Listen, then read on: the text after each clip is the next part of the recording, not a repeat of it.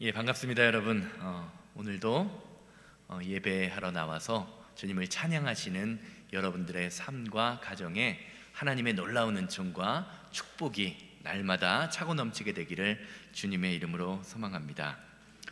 많은 사람들이요, 이 세상이 돌아가는 모습을 보면서 시대가 악해졌다, 시대가 악해지고 있다라고 말들을 하곤 합니다.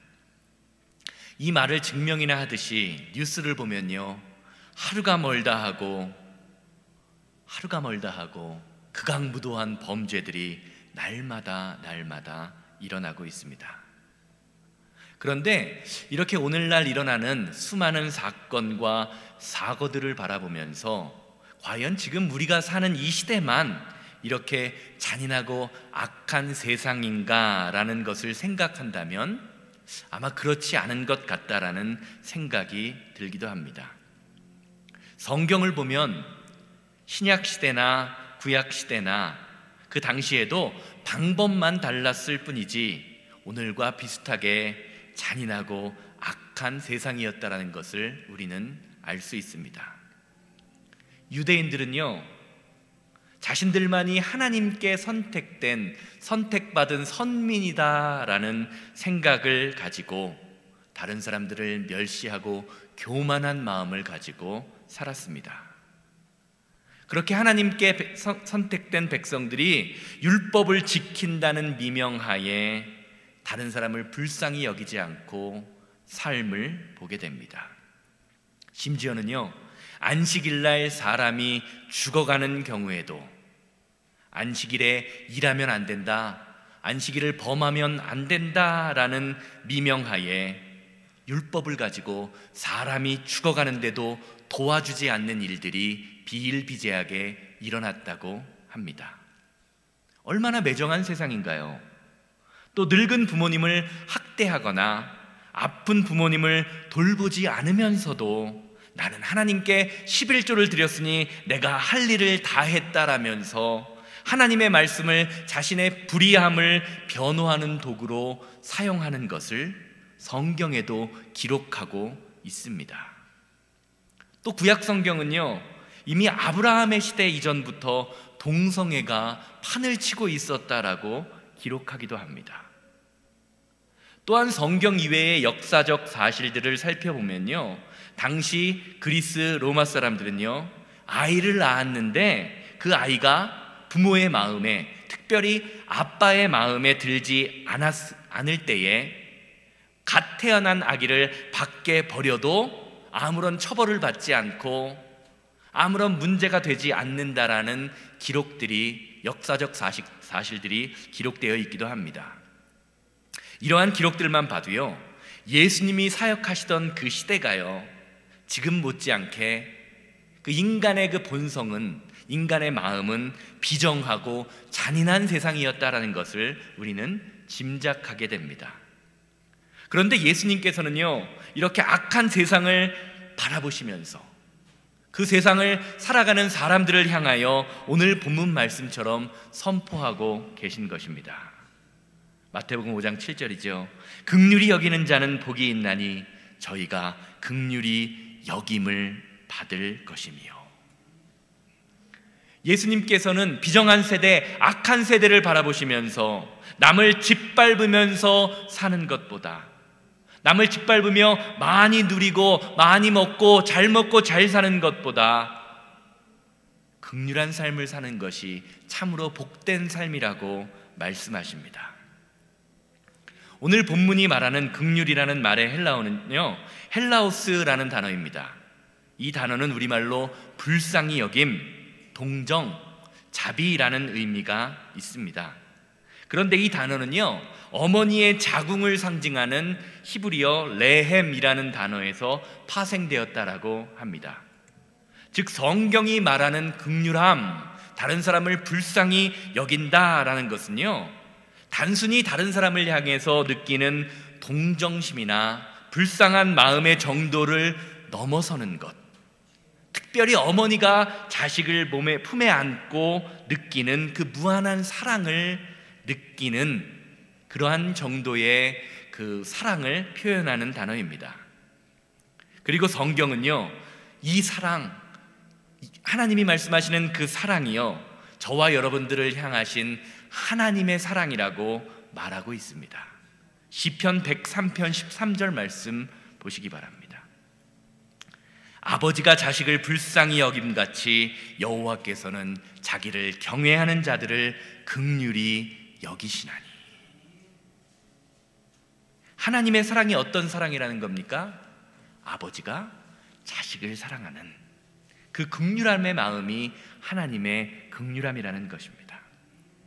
사랑하는 여러분, 지금 저와 여러분들이 이 자리에서 예배할 수 있는 이유는요, 전적인 하나님의 긍휼하심 때문입니다.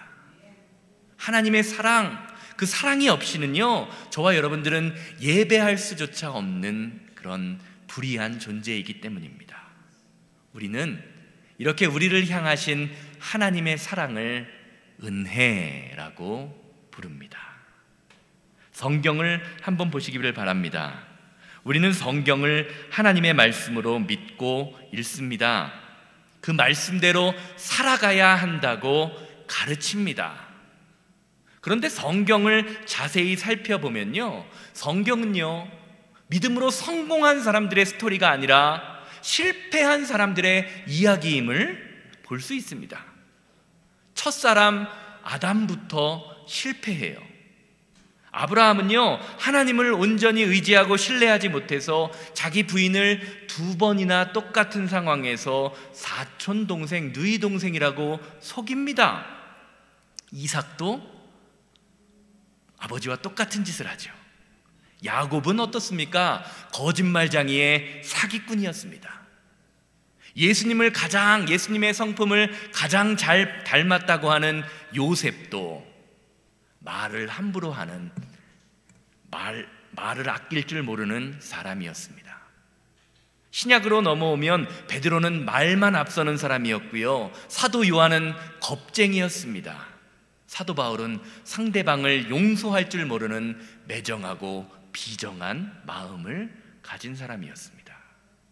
사랑하는 여러분, 성경이 왜 이렇게 연약한 사람들의 이야기를 할까요? 그것은 성경이 우리가 믿는 하나님이 어떤 분이신지, 또 그런 하나님이 저와 여러분들 같은 연약한 사람에게 어떻게 구원을 허락하시는지 알려주기 위함입니다. 하나님의 구원, 하나님의 능력이요, 저와 여러분들 같은 허물 많고 연약한 사람을 통하여 전개되고 이루어진다라는 것입니다. 야곱의 12지파가 하나님의 나라 이스라엘이 된 것은요, 그 야곱의 12지파가 다른 민족보다 경건하거나 선해서가 아닙니다. 그들 역시 부족하고 연약한 족속, 시기와 질투로 가득 차서 형제를 죽이려고 했던 그런 악한 마음이 있는 사람들이지만, 그들의 연약함, 그들의 악함을 선함으로 바꾸시는 하나님의 긍휼하심의 은혜가 그들을 하나님의 나라, 하나님의 백성인 이스라엘로 바꾸어 주셨다고 성경은 저와 여러분들에게 말하고 있습니다. 이런 점에서 성경은요, 저와 여러분들 같은 연약한 사람, 부족한 사람도 하나님의 은혜 안에 거하는 자다, 하나님의 은혜를 받을 수 있는 사람이다라는 것을 가르쳐주는 것입니다. 그리고 그 긍휼함의 완성, 그 은혜의 완성은요, 예수님의 십자가의 사건입니다. 빌립보서 2장 5절 말씀, 5절에서 8절 보시길 바랍니다. 너희 안에 이 마음을 품으라. 곧 그리스도 예수의 마음이니 그는 근본 하나님의 본체시나 하나님과 동등됨을 취할 것을 여기지 아니하시고 오히려 자기를 비워 종의 형체를 가지사 사람들과 같이 되셨고 사람의 모양으로 나타나사 자기를 낮추시고 죽기까지 복종하셨으니 곧 십자가에 죽으심이라. 사랑하는 여러분, 성경은요, 하나님께서 인간과 똑같이 행동하고 느끼고 이해하고 고통당하기 위하여 스스로 사람과 같이 되셨다라고 증거합니다. 그리고 그냥 단순히 이 인간의 몸뚱이, 이 사람의 모양만 입으신 것이 아니라 저와 여러분들이 당하는 똑같은 시험을 당하셨다, 똑같은 괴로움과 똑같은 아픔을 당하셨다고 말합니다. 그리고 똑같은 시험과 괴로움과 고통을 당하셨기에 저와 여러분들 같은 연약한 인생을 도우실 수 있는 분이다라고 증거합니다. 히브리서 2장 18절과 4장 14절 말씀 함께 보세요. 먼저 2장 18절 말씀 보겠습니다. 그가 시험을 받아 고난을 당하셨은즉 시험받은 자들을 능히 도우실 수 있느니라. 먼저 시험받으셨다라는 겁니다. 4장 15절입니다. 우리에게 있는 대제사장 예수님이죠. 예수님은 우리의 연약함을 동정하지 못하실 이가 아니요 모든 일에 우리와 똑같이 시험을 받으신 이로되 죄는 없으시니라. 사랑하는 여러분, 저와 여러분들을 향한 그 예수님의 사랑, 예수님의 긍휼함은요, 저와 여러분들의 처지를 이해하는 데서, 똑같이 경험하는 데서 시작되었다고 성경은 증거합니다. 그렇기에 저와 여러분들이 다른 사람들에게 상대방을 향한 긍휼의 마음을 품을 때에도 그 긍휼함이 다른 사람의 처지를 이해하는 데서 시작해야 한다고 성경은 가르치고 있는 것입니다. 내 생각으로, 내 감정으로, 내 마음으로 상대방을 판단하지 말고 상대방의 입장에 서서 생각해 보는 것, 그것이 바로 상대방을 향한 긍휼의 마음이라는 것입니다. 왜 우리가 살면서 사랑한다고 고백하는 부부간에, 친구간에, 이웃간에 문제가 생기고 다툼이 생기게 되던가요? 혹시 우리가 다른 사람의 마음, 그 상대방의 처지나 상황을 잘 이해하지 못하기 때문은 아니었습니까? 저희가 함께 기도하면서 섬기고 있는 인디언 마을, 호피 인디언 마을에 가면요, 인디언 마을 높은 언덕에 불에 타버린 건물의 형태만 남아버린, 앙상하게 타버린 건물의 흔적이 하나 있습니다. 그 건물은 호피 인디언 마을에 처음 세워진 카톨릭 교회 성당의 잔해입니다. 불에 타버린 건물인데 왜 인디안들은 그 건물을 헐어버리거나 다시 건축하지 않고 그냥 그대로 놔두었을까요? 왜냐하면 그 건물에 인디안 조상들의 아픈, 가슴 아픈 역사가 담겨 있다고 하기 때문입니다. 호피 마을에 처음 선교사님들이 들어왔을 때 인디안들은요, 백인 선교사님들에 대한 적대감이 없었습니다. 오히려 그들에게 먹을 것과 잠자리를 제공해 주면서 함께 더불어 살아가는 모습을 보여주었습니다. 그런데 인디언 마을에 들어온 백인 선교사들은요, 호피 인디안들이 가지고 있는 문화, 그들의 습관, 관습을요, 미신적인 것으로 여겨서 미국 정부와 함께 총과 칼로 그들을 위협하면서 그들을 백인화, 교화시키기로 결정을 합니다. 그러기 위해서요, 인디안들을 전도하기 위해서 가장 먼저 필요했던 것이 바로 무엇이었을까요? 교회죠. 예배당입니다. 그런데 인디안 마을을 가보신 분들, 아마 가보신 분들이 거의 없어서 모르실 텐데, 거기 가보면요, 사막한, 나무 한 그루 없는 사막입니다. 그래서 나무를 구할 수가 없었습니다. 결국 선교사님들은 인디언 마을에서 100마일 정도 떨어진 플래그스텝이라는 도시에서 예배당을 짓는 데 필요한 소나무를 가지고 오기로 결정합니다. 100마일 정도 떨어졌어요. 그리고 인디언들을요, 10명에서 15명씩 한 그룹으로 만들어서 총을 들고 발에 족쇄를 채우고 100마일이나 되는 거리를 소나무를 들어 길게 족쇄를 채워서 소나무를 들고 100마일을 걸어서 운반을 시켰다라고 합니다. 말이 사랑하는 성도요, 전도 대상자이지 인디안들을 그냥 노예로 사용한 것입니다. 그렇게 수백 개 이상의 소나무를 옮기다가 몸이 아픈 인디안들, 나무를 옮기다가 쓰러진 인디안들은요, 그렇게 넘어진 사람들의 족쇄를 풀고 그 자리에서 그냥 말라 죽게 내버려 두었다라고 하더라고요. 결국 수많은 인디안들이 나무를 나르던 도중에 사망하였고, 우여곡절 끝에 그 예배당이 완성되었습니다. 이렇게 교회가 완성되었을 때 선교사님들은요, 또다시 총과 칼을 들고 인디안들에게 이렇게 이야기합니다.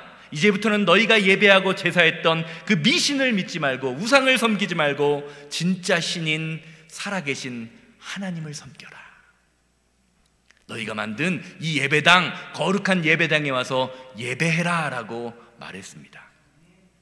결과는 어떻게 됐을까요?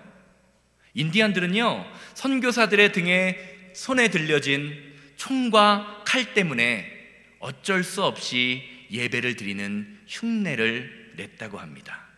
그런데 그들의 마음속에는 선교사들을 향한 증오와 하나님에 대한 증오가 가득 차고 넘쳤습니다.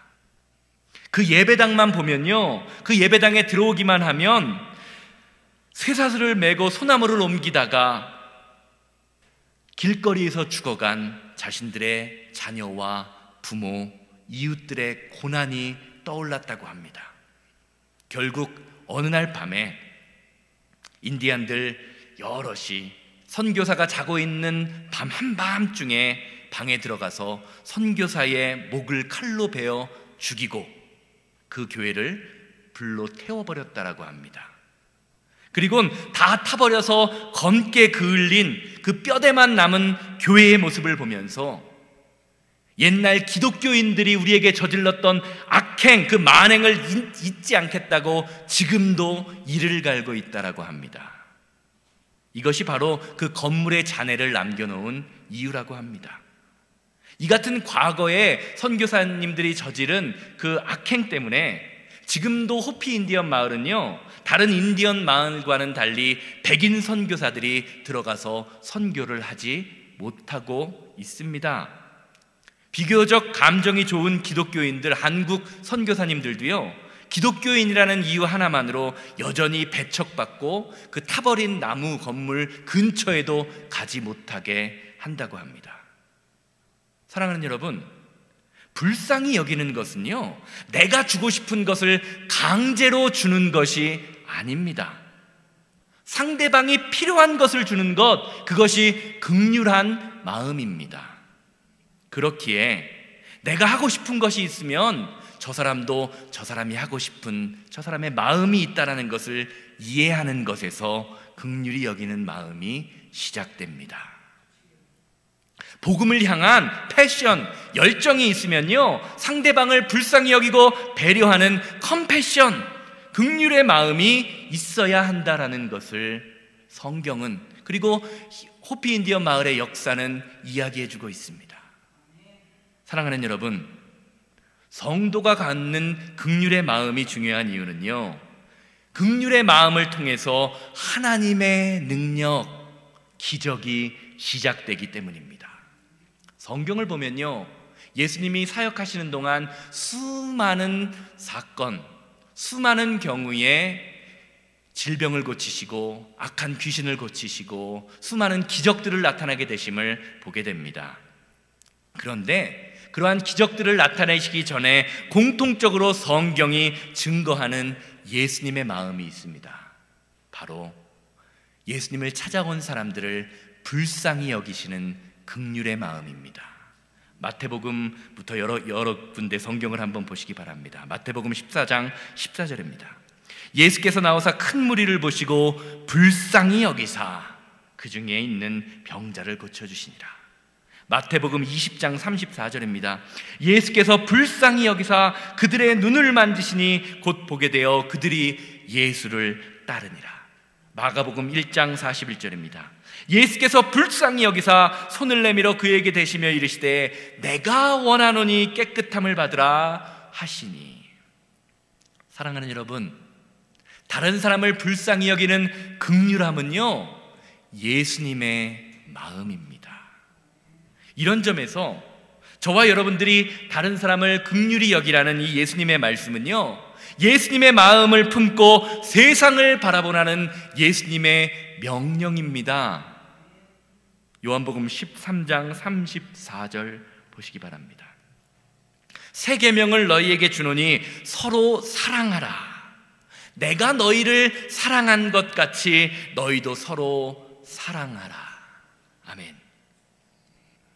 교회를 여러 군데 보다 보면요, 다른 사람을 사랑하고 다른 사람들을 섬기는 긍휼의 마음으로 살려고 노력하는 사람들이 많은 교회가 있고요, 또 반대로 다른 사람들을 가르치려고 말을 많이 하는 사람들이 많은 교회들이 있습니다. 어떤 교회가 예수님의 마음을 품은 교회라고 생각하십니까? 여러분이 교회를 선택하시는 성도라면 어떤 교회를 선택하고 싶으신가요? 그렇다면 우리가 생각해 보아야 할 것이 있습니다. 우리가 섬기고 있는 지금 이 새생명교회는 과연 어떤 교회입니까? 교회의 사명은요, 내가 너희를 사랑한 것 같이, 즉 예수님처럼 다른 사람을 사랑하는 것입니다. 이것이 교회의 사명입니다. 그리고 그것이 참된 복으로 살아가는 사람의 모습인 것입니다. 제가 요즘 팔복 말씀을 한 절 한 절씩 전하면서 설교 말씀을 드리면서 마음에 드는 생각 한 가지가 있습니다. 그것은 괜히 팔복의 말씀을 본문으로 정했구나라는 생각이에요.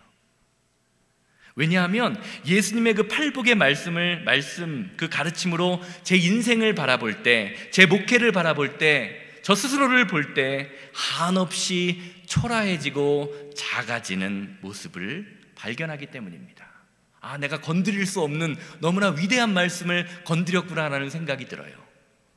복 있는 자의 삶을 살기 원하면서 심령이 가난하기를 원치 않습니다. 애통하지 않습니다. 온유하지 않습니다. 의에 줄이지 못한 제 모습을 바라보게 됩니다. 오늘 말씀도 마찬가지지요.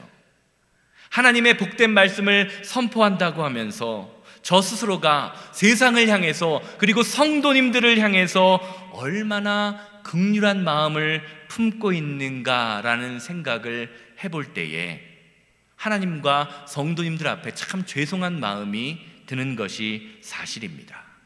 그리고 말씀을 준비하면서 다시 한번 마음을 다잡으며 결심합니다. 오늘부터 우리 성도님들을 불쌍한 마음, 긍휼한 마음으로 바라보리라. 옆에 계신 성도님들을 한번 바라보시기 바랍니다. 가족을 한번 바라보시기 바라요. 긍휼한 마음이 드십니까?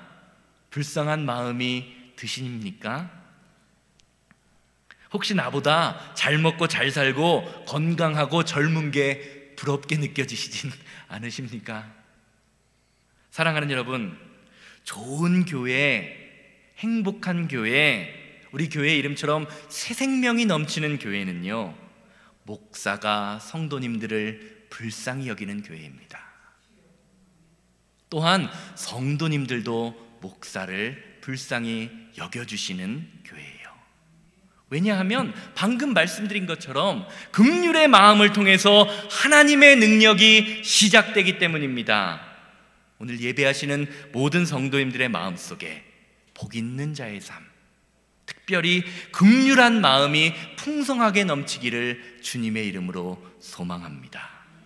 자, 그러면 저와 여러분들이 요즘처럼 이기주의가 극성을 떨고 매정한 사회 속에서 어떻게 성도로서 다른 사람을 긍휼히 여기는 삶을 느끼면서 살아갈 수 있을까요?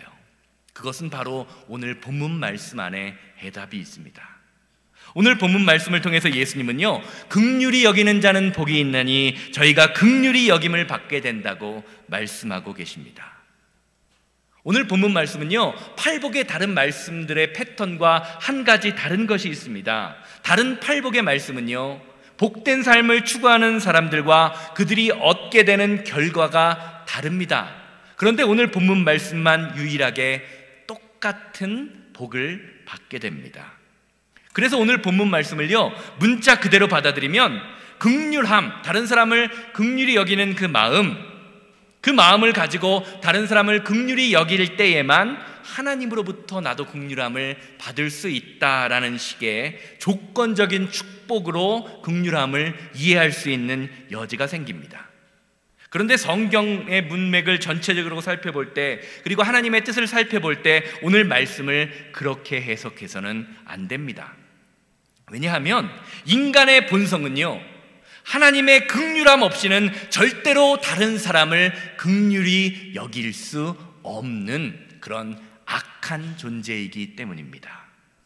지난 시간 살펴본 것처럼 인간 스스로 선한 것이라곤 눈꼽만큼도 찾아볼 수 없는 존재라는 말입니다. 그렇게 오늘 본문 말씀은요, 내가 다른 사람을 긍휼히 여길 수 있는 이유, 그 긍휼한 마음이 생기는 것은 먼저 내가 성도로서 하나님의 긍휼함을 경험할 때, 그 하나님의 긍휼함을 경험한 마음을 가지고 다른 사람을 사랑할 수 있다라고 해석해야 하는 것입니다. 오늘 본문 말씀 이후에 산상수훈에서 예수님이 가르쳐 주시는 주기도문에도 이와 비슷한 맥락의 내용이 있습니다. 바로 이 구절이죠. 우리가 우리에게 죄 지은 자를 사하여 준 것 같이 우리의 죄를 사하여 주옵시고 라는 고백입니다. 이 고백은요, 내가 지은 죄를, 나에게 죄 지은 사람을 내가 용서해 주었기 때문에 하나님도 내 죄를 사하여 주셔야 한다는 당위성을 설명하는 글이 아닙니다. 하나님의 용서함이 필요한 죄인인 내가 다른 사람을 정죄하고 다른 사람들에게 악행을 행할 자격이 없다라는 내용의 말입니다. 마태복음 18장을 보면요, 왕에게 1만 달란트를 탕감받은 사람이 자신에게 100데나리온을 빚진 사람을 용서하지 않자 빚을 탕감했던 임금이 그 사람에게 하는 말의 내용이 나옵니다. 마태복음 18장 33절 말씀 보시기 바랍니다. 이게 아주 중요한 구절이에요. 내가 너희를 불쌍히 여김과 같이, 너를 불쌍히 여김과 같이 너도 내 동료를 불쌍히 여김이 마땅하지 아니하냐. 여기서 불쌍히 여기다라는 단어가 바로 긍휼히 여기다라는 단어와 동일한 단어입니다. 사랑하는 여러분, 하나님의 긍휼함을 구하십시오. 그래야만 세상을 향한, 이웃을 향한, 성도를 향한 긍휼한 마음을 품을 수 있습니다. 이 시대에 많은 교회가 무너지는 이유가 무엇입니까? 성도의 삶이 무너지는 이유가 무엇입니까? 교회 건물은 크고 화려해졌습니다. 많은 사람들이 모여서 재정이 넉넉해졌습니다. 그런데 그 안에 하나님의 긍휼함이 사라지고 있습니다. 하나님의 긍휼함이 없기에 그 안에 내면적인 변화가 없는 것입니다. 하나님의 긍휼함이 없기에 성도의 모습에 참된 섬김의 모습을 찾아볼 수 없습니다. 교회는 다니는데요, 내가 마음에 드는 사람들과 그런 사람들과만 친하게 지냅니다. 교회와 친목회가 다를 것이 하나도 없습니다. 마음에 안 들면 어떻게 합니까? 교회를 떠나버리면 그만입니다. 긍휼함의 모습이 없습니다. 섬김의 모습이 없습니다. 사랑함이 없습니다. 사랑하는 여러분, 먼저 우리가 하나님의 긍휼함의 은혜를 받아야 합니다. 그래야만 하나님의 긍휼함을 흘러 보낼 수 있습니다. 왜냐하면 교회와 성도는요, 하나님의 은혜와 축복을 세상에 흘려보내는 축복의 통로이기 때문입니다. 하나님의 은혜를 경험하시기를 바랍니다.